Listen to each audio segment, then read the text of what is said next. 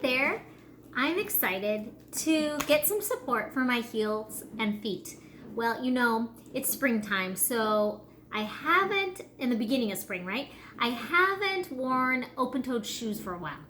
And my feet, and especially my heels, are really dry. So I'm excited to make a heel and foot cream.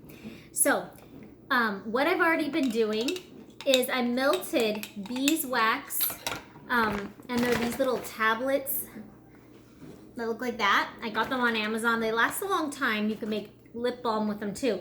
Got beeswax and I got shea butter, and I melted that in a double broiler. Here's shea butter. Probably got that on Amazon a little while ago. And what I usually do is get like a jar, mason jar or something, and make a double broiler with that. So it's still a little bit hot. So what I'm gonna do is now get the essential oils ready, because these oils are very great for your skin and they're healing. So I'm gonna get 10 drops each of lavender. I almost lost count there. Frankincense. Bergamot. I love that. And then 5 drops of tea tree and oregano.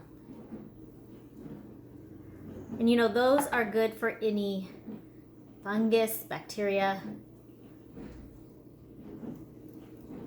Uh-oh, looks like my oregano's running out. No, I see some in there. So this is what I do when I'm almost out, is I take off that top part and then carefully get the drops out, because they'll come fast.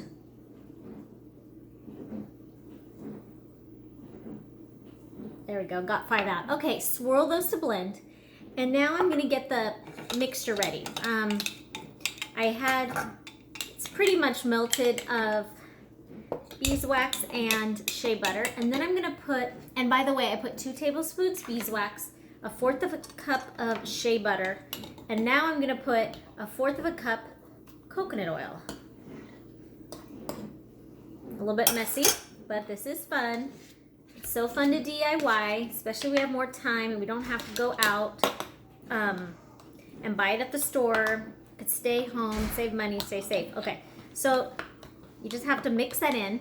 Then what I'm gonna do is, once this is all dissolved, is I'm gonna add it to my 4-ounce jar.